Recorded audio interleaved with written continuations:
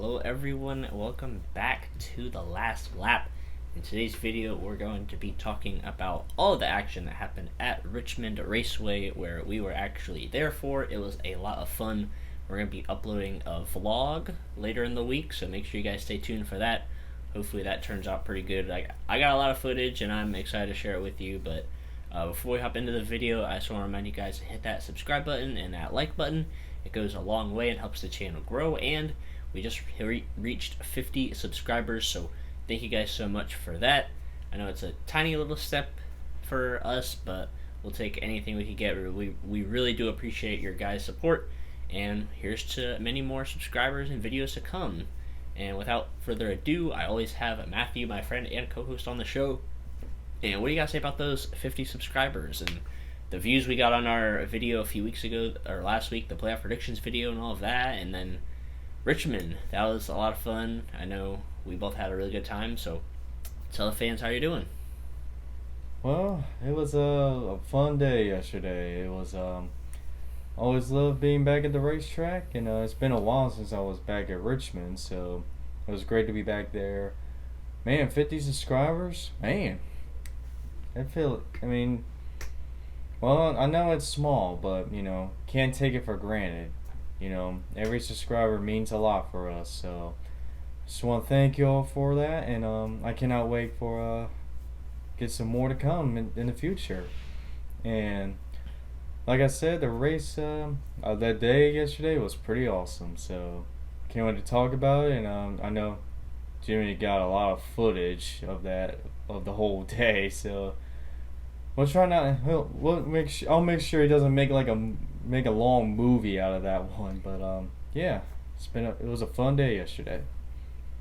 Yeah, I think I definitely got just a little bit too much footage, so I'll try to keep that video a little bit shorter for you guys. But it was a lot of fun to do it. I figured I'd try something new and record a bunch of stuff from when I first got to the racetrack to inside the racetrack and all that kind of fun stuff. So be on the lookout for that video. But for now, we're going to talk about the races that happened. We're going to recap those for you guys, tell you guys what happened and our predictions if those came out good and all that fun stuff. So starting off with the Xfinity race here, Dale Jr. did make an appearance in the Xfinity race.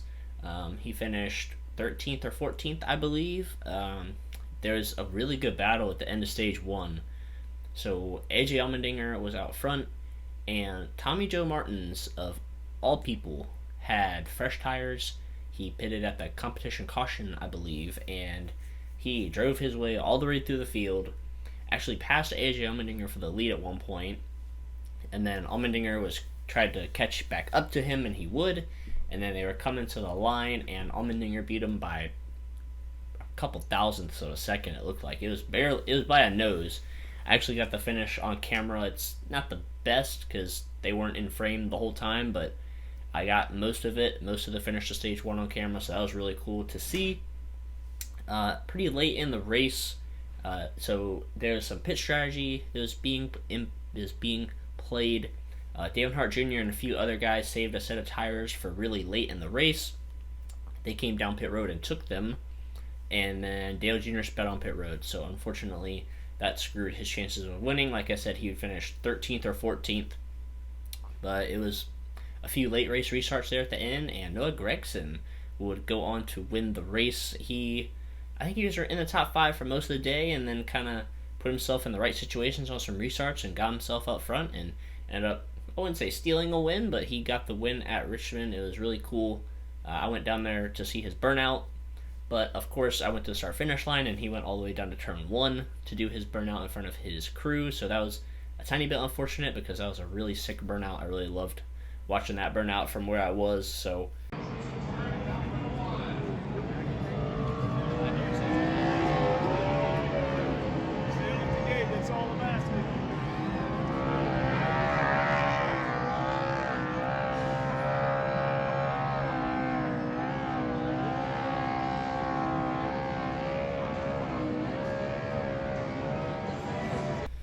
that was a great start to the day. Matthew, do you have anything quick to say about the Xfinity race? Well, it was definitely a great race from what I saw from from start to finish. I thought it was a great race from what I saw. Of course, we're at the racetrack, so you see a lot more action than you do on TV. I saw a lot of action from what I saw at the racetrack. Man, I couldn't believe Tommy Joe Martins was in the lead in stage one. Yeah, he had fresh tires, but it was still weird to see him in the lead, and then lap car got in the way, unfortunately, and AJ Allmendinger was side by side for the finish there. So that was an entertaining stage one. And then there was a lot of strategy that was going on. Oh yeah, and also stage one, wasn't the 17 car in the top 5 in the end of stage one? That was crazy too. I think that was JGR-Dominated, but yeah, those new tires made a big difference. No matter how bad your car is, you're gonna be Superman out there. But it was really interesting with strategy. I thought when that caution came out towards the end, I thought Dale Jr. had the best opportunity, but he blew it on pit road just like my guy did in the Cup race, which we'll talk about in a little bit. But yeah, Noah Gragson back to back, and I said the moment he signed that extension, he was going to start popping off here with wins and great runs. And now he's back-to-back wins. I feel like he's going to be a championship 4 contender if he has this strong momentum at the end of the season. So I cannot wait to see how Noah Gragson does in the playoffs. And we got to keep an eye on him because he's on a roll right now, back-to-back wins. And I want to give a quick shout out to John Hunter Nemechek driving that 26 car. He was up there most of the day, and that 26 car this year, let's just be honest, it's not really that good. He brought that same car in the top 5, finished 3rd at that race. So if I were John Hunter Nemechek, I would love to see him in that car full time. They have good cars. That car ran up in front, but they just don't really have the best guys that drive those cars. So I looked it up. That team, Sam Hunt Racing. I thought that was the country singer the whole time, but apparently it was another Sam Hunt. But yeah, that was a great run for that team, and yeah, that was a great race from what I saw. Yeah, I was gonna shout out John Hunter Nemechek as well with the great run there for that smaller team. And I forgot to say this, but I got another clip on video. It was of Jeremy Clements, I believe, getting spun on the front stretch, so I'll put that in. But I got that on camera, so that was pretty cool to at least catch some type of wreck on camera. I didn't know you got that on camera. Wow. Yeah, yep, I got that on camera right as it happened. He spun basically right in front of us, so that was pretty cool to at least get some type of wreck on camera. But we're going to go ahead and hop into the Cup race now, which we had about a 2-hour gap in between the Xfinity and the Cup race, and they actually did the haulers came from the backstretch, or they were parked out of the racetrack, so they came in the backstretch around onto pit road, and they loaded the Xfinity cars up on there and then drove them back out the racetrack. So that was pretty cool. We were able to watch that while there was a gap in between the Cup and Xfinity race. That was pretty cool to see. But hopping into the Cup race itself, right from the get-go, there was a bunch of drama. So Kyle Larson had to start at the rear, and then when the official race started, Martin Truex Jr. jumped the start and beat Denny Hamlin to the line, and he had to end up going to the back of the field. So Truex had to do a penalty and stayed on the lead lap, thankfully. But yeah, it was not the best start for him because he beat the leader to the start-finish line, so he had to do a pass-through. Let's see. Kurt Busch wrecked very early on in this race. Pretty much the only playoff contender to have a few others had issues throughout the night, but ones that took him out of the race completely. So Kurt Busch had a flat tire go down, unfortunately, and that spun him out and he hit the wall. So that was quite unfortunate for him. That was a really hard hit. We saw it happen live, and it was a pretty hard hit, so I'm glad he was okay. Kyle Busch had an equipment violation. I believe this was in stage 1. Basically, I didn't know what happened, and none of us knew what the specific violation was, but apparently his tire rolled into somebody else's pit box, and that was the equipment interference call or something. So he had to do a pass-through penalty. Chase Elliott also had an issue. He broke the jack. He had a little bit of contact from Ross Chastain as he was getting into his pit box. He tried to back up, and then the jack broke, so they had to get a new jack, and that cost him a bunch of time. But before that happened, Denny Hamlin, he won stage 1, and then him and Chase Elliott were going back and forth through pretty much most of stage 2. Denny Hamlin would go to the lead for a little bit. Chase Elliott would catch him and go back by him. So they were going back and forth. I was really impressed by Chase Elliott's speed because the Hendrick car's usually not that good at Richmond, and he was competing with Denny Hamlin throughout stages 1 and 2 before he had that issue, unfortunately. So Hamlin would sweep stages 1 and 2. Before the end of stage 2, though, so Chase Elliott, after that issue, he went a lap down. Or he was right in front of Hamlin, and Hamlin eventually put him a lap down. Chase Elliott was trying to stick with him. Denny Hamlin would also lap Austin Dillon and William Byron, so Chase Elliott was trying to stay as close to Denny Hamlin as he could. It was a really good battle there for the free pass. I think that was pretty much the highlight of stage 2 there, was the battle for that free pass position, and if Chase Elliott could stay in the free pass position, or if he could get back in front of Denny and stay on the lead lap that way and give Byron the free pass. So that was really cool. A really good battle there. Chase Elliott would get the free pass, thankfully. Shortly after that, I believe Bubba Wallace had an issue and hit the wall. I'm pretty sure he blew a tire. That's what it looked like. So Bubba hit the wall in turns 1 and 2 near the start of stage 3. And after that, it was the JGR show, man. Joe Gibbs Racing, they were 1, 2, 3, 4 for most of stage 3. It was a mix between Hamlin, Truex, and Kyle Busch at the front. There were 2 sets of green flag pit stops. Kyle Busch eventually got to the lead, and then unfortunately coming down for his final green flag pit stop around, it was around lap 347-ish, something like that. He unfortunately sped on pit road. Obviously that means he had to do a pass-through penalty. That handed the lead over to Martin Truex Jr., and he would drive away and get the win. So Martin Truex Jr. gets his 3rd win at Richmond, so very impressive for him. He has very much come alive at the short track, specifically Richmond, winning his 3rd win there. He swept there in 2019, won here again in 2021. So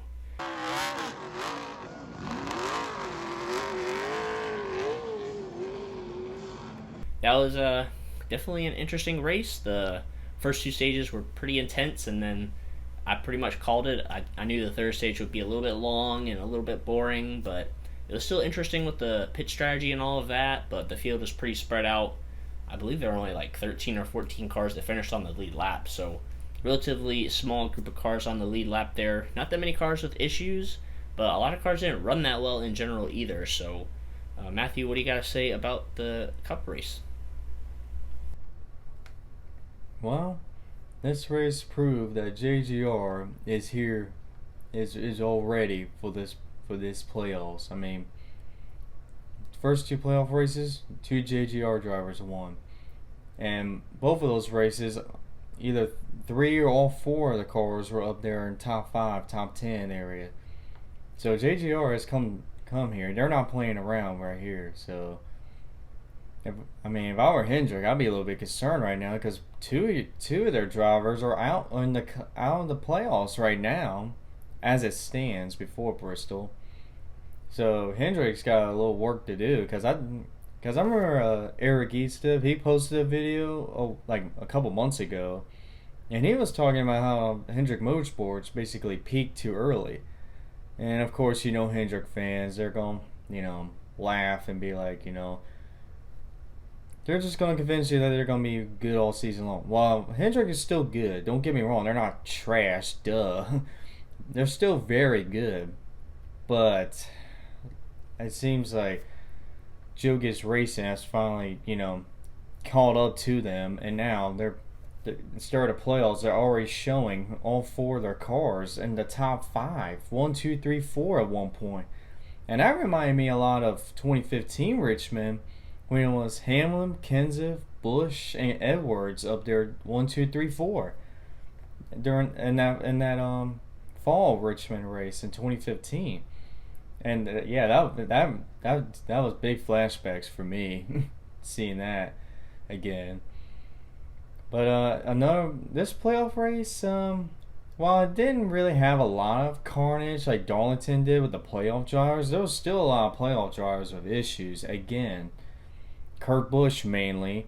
he had a really good start to the playoffs, and now he could be out of the first round now. So it's gonna be critical for Kurt Busch to do good at Bristol, which is one of his best tracks. Um, let's see, Truex. He didn't. I mean, they just dropped the green flag, and he already had a penalty for that one. And but he came back and won that one, so that was a great comeback for him. Busch, 2 penalties. Man, of course, at least Richmond, I'm happy that our team actually woke up this week and realized, hey, we gotta actually step it up here instead of, being laid back and running outside the top 10 like we did last week. At least we actually were good, which I liked what I saw. But of course, I don't know what Kyle Busch was thinking speeding on pit road. I mean, I know it probably wouldn't change much because I know Truex beat him off pit road. I know Hamlin was also fast in those later laps, but we still would have finished in the top 5 either way. So I don't know what Busch was thinking about, taking that extra step, being fast as possible. But oh well, I liked what I saw though, so I just gotta take it with a grain of salt. And my biggest disappointment right now is William Byron. I mean, I thought I look dumb now putting him in the final 4 after what I've seen the past 2 races. Now I know Darlington he was up there, but he got on his teammate and then he blew a tire later on. This race he didn't show up. I mean he was terrible. He was like multiple laps down and he had no issues. He was just bad. I look like a fool now. So Byron better show up at Bristol, or I'm gonna look so dumb if he gets knocked out the first round. I have him in the final 4. So he's gotta step it up. And other than that,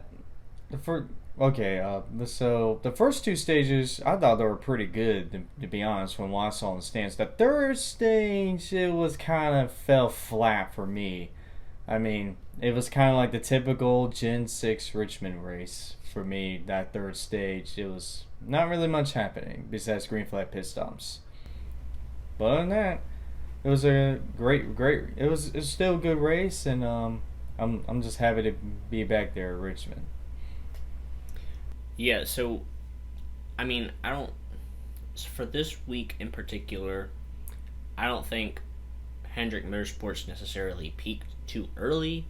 I know that this track suits Joe Gibbs Racing. That's why I picked 3 of their drivers to be in the top 3. That's why I had those 3 picks. And then I even said Christopher Bell could be a good option as well to pick as a pick, and he finished 3rd. So JGR could have easily ran 1, 2, 3, 4 and finished that way if Kyle Busch didn't have that issue. But Joe Gibbs Racing was strong, and I knew that. And I honestly didn't think Hendrick Motorsports was going to do that well. I didn't think Chase was going to finish 4th and potentially have a race-winning car. Like, he was battling Denny Hamlin throughout stages 1 and 2 until he had his issue. So I wish I could have seen how well Chase Elliott stacked up against Truex, and if he didn't have that issue, it would have been cool to see those 4 Joe Gibbs Racing cars and Chase Elliott in a late race restart. But unfortunately, we didn't get that. But it is what it is. Chase Elliott had his issue, still got top 5. I'm completely fine with that. I said before the race even started that I'd be happy if he got a top 10. So more or less, even getting a top 5 out of that, I'm completely fine with that. But what? I remember how upset he was when he had the problem on pit road. You just saw his face. I wish I actually recorded that one for the vlog.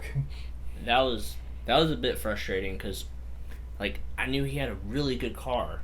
I mean, even if he didn't have a good car, I still would have been mad. But I was like, man, he really had a good chance to run top 3 or maybe even contend for the win. He did get a break though. He did get the free pass, and then a little bit after that, Bubba Wallace crashed, so he was able to catch back up with the field, because if you're the free pass, you have to start all the way at the tail of the longest line. But thankfully that caution came out pretty quick, and he was able to rejoin the field, make his way up through, get a solid top 5. So yeah, both of us had our highs and lows throughout that race. Unfortunately, neither of our guys came out on top, but Martin Truex Jr. did. I'm just glad you didn't catch my reaction on video, because that wasn't a good sight. I think we both had about the same reaction. We were just kind of sitting there and head between our legs, and yeah, not looking good. But thankfully, we both got top 10s out of it, and as far as the points go, we're looking all right. Truex did advance, so Hamlin is also in. Kyle Larson advanced on points. But before I get into that, let me go through the top 10 really quick, and also the other playoff drivers. So Truex did get the win. Hamlin finished second. Christopher Bell third. So 1-2-3 for Joe Gibbs Racing there. Elliott got back up to fourth after his issue. Joey Logano finished fifth. Larson sixth. Chastain seventh. Another great run for Ross Chastain there. Kevin Harvick eighth. Another good run for him. I'm surprised he ran this well at Richmond, to be honest. Kyle Busch ninth. Ryan Blaney 10th. And then some other playoff drivers. Alex Bowman finished 12th. Keselowski 13th. Almirola 14th. Reddick 15th. Byron 19th. Like you said, Byron, not a great night, and now he is definitely not looking good going into Bristol. McDowell 28th, and then Kurt Busch 37th after he hit the wall early. So definitely a tough break right there. And I'll also go into the point standings really quick. So Denny Hamlin and Truex are locked in via their wins. Kyle Larson is also locked in because he is 98 points above the cut line, so no physical way possible for him to drop out. Logano is plus 40 right now. Ryan Blaney plus 28. Harvick 25. Chase Elliott plus 19. I'm going to skip down a little bit towards the cut line. Kyle Busch is plus 8 in 10th. Almirola is plus 3 in 11th. And Kurt Busch somehow is tied with Alex Bowman for the final spot. He gets the tiebreaker as of right now. Kurt Busch is in. Bowman is out. And then Reddick is 5 below the cut line. Byron 18 below the cut line. And Michael McDowell minus 38. So definitely a lot of drama going into Bristol here. Our brackets are definitely going to be shaken up after this first round here after Bristol. I can pretty much guarantee you that. Byron, I don't know. Byron's got me a little bit scared. I don't know if he could come out and get a good run. He's going to have to beat either Kurt Busch or Eric Almirola, I believe, to advance into the next round. He's going to need some stage points. He's going to need to be running up front all night long. I think it's possible, but I don't know. He's going to have to show up and have a good car and run top 5 pretty much all night long. So I think Byron's on the bubble here. Bowman, he's going to have to run well. And Tyler Reddick, all those guys, it's going to be interesting. And then you got a few guys above the cut line that are pretty close down there as well. So I don't know. It's going to be a very interesting race at Bristol. So Matthew, what do you got to say about either this top 10 or the playoffs going into Bristol? Well, if the playoff cut line ended right now with those drivers out, there's seriously something wrong with this playoff system, because there's no way in the world that Eric Almirola should even be advancing right now over guys who won a race. Kurt Busch, 3 wins, Alex Bowman, and a guy who's been really consistent almost all season long, William Byron. There's no way Eric Almirola should be advancing. I mean, it doesn't make sense why a guy who's done absolutely nothing the whole season except for that one good race in New Hampshire gets to advance over someone who's done way better than him the whole season but has unfortunate luck. So it doesn't make sense to me, but it is what it is. Yeah, it's definitely an interesting format. It gives these underdogs, I guess you could call them, a chance to make some noise. But I mean, with this format, you're going to get to the Final Four, and you're going to have a driver who at least somewhat deserves the championship. I know last year Kevin Harvick didn't make it, but I mean, Chase Elliott, he ran well in the regular season and the playoffs, so you're going to get a champion who deserves to be a champion. You're not. If Eric Almirola wins the championship this year, I'm going to stop watching NASCAR. Like, come on, like that's not going to happen. Like, I mean, he might get to the round of 12, maybe even the round of 8, but by the time we get to Phoenix, there'll be 4 championship contenders who deserve to be there. So save this clip for if Eric Almirola makes the championship 4. Save this clip. Count it done, because I will bring this clip back up if he wins the championship. I will pull this clip back up. But yeah, whether you like the playoff format or not, we'll get 4 championship-worthy drivers in the Final Four. I'll even say if he makes the Final Four, I'll stop watching NASCAR. I don't know. I'll do something if Eric Almirola makes the Final Four. I don't know. We'll figure that out later, but that's going to go ahead and wrap this episode up. We hope you guys enjoyed it. I'm going to be trying to get our vlog for Richmond up this week. So make sure you guys stay tuned to our social media. Don't forget about the ratings. Oh, yeah. So, we gotta rate the races, man. Come on. I know it's been a long day yesterday, but you gotta get in the program here. Yeah. We're both tired. I got back home at 2 a.m. last night, so yeah, not ideal. Rating the race. Let me see. I'll give it a 6.5 out of 10. Pretty much your average typical Richmond race. Stages 1 and 2 were pretty interesting. Stage 3 was, I don't want to call it boring, because at least you could pass at Richmond with the 750 horsepower package. The high line would work, the low line would work. So I mean, it's not like the racing was bad. It was just everybody was stretched out. There was really no battles for position. It was just everybody driving through lap traffic. So I'm gonna give it a 6.5 out of 10, and you can go ahead and rate it as well. I'm gonna give it a 7 out of 10. I thought this was a good race, like just a good race. Like, I don't think it was a spectacular race, but I don't also think it was a dud race. I thought they had a little mix of, race, some action, and also a little bit of it's tame out there, we'll say. But yeah, I'm gonna give it a 7 out of 10. All right, there we go. And as for our fantasy update, I am closing the gap. I am within 10 points now. You made up that one rule. Okay. It is 32 to 22. I got Martin Truex right as my main pick. And we might have to talk off camera about this, but maybe we'll make a small change to how we do our picks. I don't know. We'll see. Oh, yeah. We will. We'll talk about it. We'll see. I mean, you're still 10 points ahead, so you're completely fine. But if there is any change with how we do our picks, you guys will know. But that's going to go ahead and wrap it up for this episode. Now I can say with it, we're going to wrap it up. Like I said, I'm going to try to get our vlog up later in this week. You can stay tuned to our social medias for that whenever that will go up. It'll be a lot of fun. There'll be a lot of clips in there. And yeah, it's just going to be an exciting video. I hope you guys watch that. But until then, we will see you guys in our next video.